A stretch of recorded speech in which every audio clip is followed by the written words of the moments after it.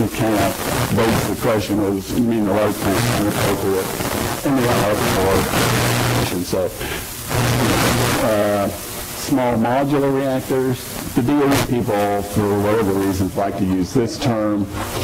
And while they mean it to refer to plants where you have small reactors comprise a larger plant, so that it's sort of you're building up your power plant through reactor modules. The terminology is not very good because even large plants today, many of them are built using modular construction techniques. And so they complain about the use of modular for the small plants, which is true. And then there's a right-size reactor. I don't know if anybody with Sandia ties here. They introduced that terminology. At the last vendor meeting that I was at the NEI, they really slam dunked that terminology because, again, it implies, well, meaning everything else is wrong-sized. And then there's the term that I like, which is deliberately small. And I like it because I'm a technologist. I'm intrigued by the technology of reactors. And if you just use this terminology, it turns out a third of the plants, commercial plants out there producing electricity today are SMRs. They have power outputs less than 700 megawatts. But most of those are just small versions of the big plants and really not very interesting. But there is a whole new breed of small reactor designs that are being worked that will only be small reactors. There are physical constraints that keep them from being scaled up to large powers. And these physical constraints are there to achieve some other performance characteristic, whether it's enhanced safety or economics or whatever. But there's something that keeps them constrained to the smaller size. And I think those are really fascinating. And I'll give you some examples of how that happens. So whether we like it or not, commercial nuclear power did get its start from the military. In the reactor arena, they were all small plants. The nuclear navy, sort of everybody knows about that, and then it was a very successful program. They operate lots and lots of small reactors today very successfully. Fewer people know that both the Air Force and the Army made their stab at nuclear power. This table down here are the 8 small plants that the Army actually built. Mostly in the 1 to 2 megawatts. These were intended to be for very remote installations with very low maintenance and operating staff, very harsh environments. I think a couple of these were actually intended to be mobile systems. We actually have one that a lot of people don't know about, and that's the floating power plant that was loaded onto the Sturgis, the USS Sturgis, actually powered the Panama Canal for almost.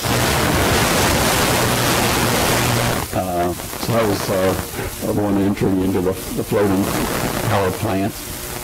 And then they had one gas reactor plant, but they never could get to work, so they gave up on it. And then the Air Force spent about $1 billion back in the 50s. Oak Ridge benefited from a lot of that $1 billion, trying to develop a very small compact reactor to power long-range farmers. Probably not one of our better ideas, but was canceled rather abruptly in 1961. So, based on this reactor experience, particularly the Navy and these few that the Army had, the commercial industry got very interested in using commercial power. And it took, of course, the Navy and Rickover chose the pressurized light water reactor as the reactor design of choice because at this size, at the few megawatt to tens of megawatt size, it was just a beautiful machine. It was simple, very efficient, made a great power source. So what did we do? We took a good idea and we extrapolated the bejeebies out of it to a 1,400 megawatt plant. So here's a profile of in the U.S. as a function of when they were when they actually went into operation. You see the early plants down here were smaller sized plants as we sort of learned to get comfortable with the technology and figure out what we're doing. But But within about 10 years or so, these were escalated up to very large sizes very quickly. In fact, I just read something recently that in 1968, which would be right about there were the plants that we were constructing were 4 to 5 times bigger than anything we could operate. And what happened is we really got out ahead of the technology. We escalated the size and the complexity of these machines faster than we had even learned how to use these early generation machines. And as a result, these early, particularly the plants in this time frame in the 70s, were just really dismal performers. When you think about the bad experience in nuclear power, it comes from that first generation, largest. A lot of reasons for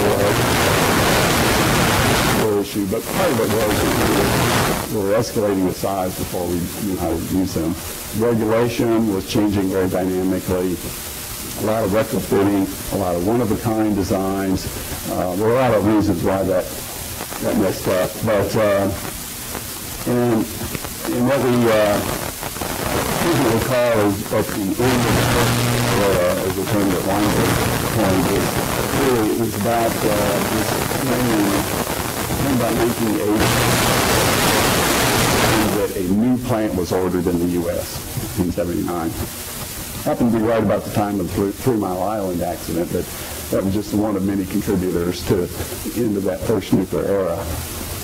But as you can see, even though that sort of terminated the first nuclear era for the U.S., a number of plants that had been ordered earlier came online eventually, some with very protracted deployment schedules. As I say, sort of in the aftermath of that first nuclear era, which ended about 79, there was a lot of head scratching to say, why did we screw it up so badly? And what went wrong? And what do we need to do second time around to get it better?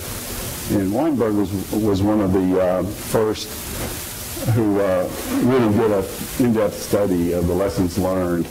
And these are some of the conclusions of his study, that particularly those plants in the aftermath of the TMI accident, where they took the benefits of the lessons learned from that experience, they were safe. They really posed little danger to the general public.